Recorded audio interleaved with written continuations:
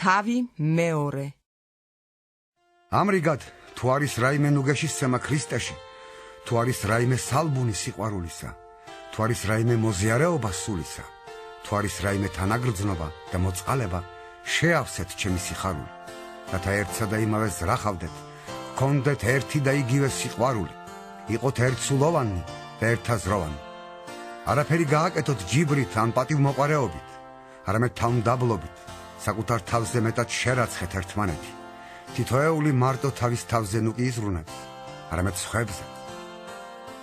რადგან ის აზრები, რაც ქრისტეშია, იყოს თქვენს შორისაც.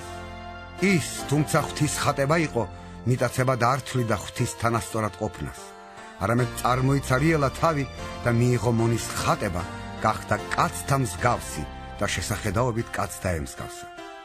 დაიმდაბლა თავი და მორჩილი გახდა თვით სიკვდილამდე, ჯვარცმით სიკვდილამდე. ამიტომ ღმერთმაც აღამაღლა იგი და მისცა მას ყველა სახელზე უზენაესი სახელი, რათა იესოს სახელის წინაშე მუხლი მოიდრიკოს ყოველმა ზეციერმა, მიწიერმა და ქვესკნელმა, ყოველმა ენამ აღიაროს, რომ იესო ქრისტე არის უფალი, მამა ღვთის სადიდებლად.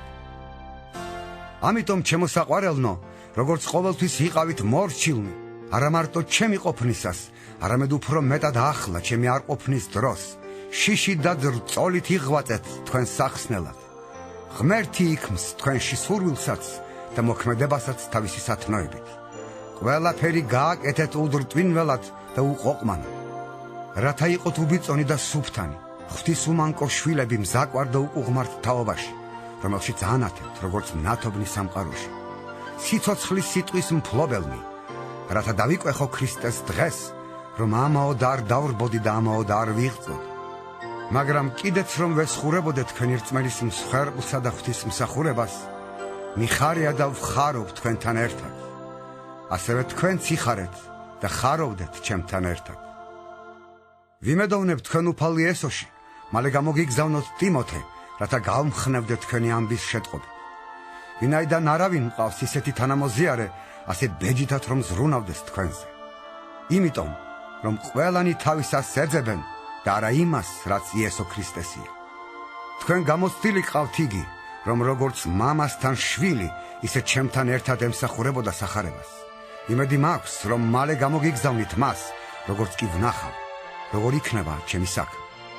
ჯერა უფლისა, რომ მეც მალე მოვალ თქვენთან. საჭიროდ მივიჩნევ გამოგიგზავნოთ ეპაფროდიტესი, ჩემი ძმა, თანამშრომელი და თანამებრძოლი, იგივე თქვენი მოციქული და მსახური ჩემი საჭიროებისათვის.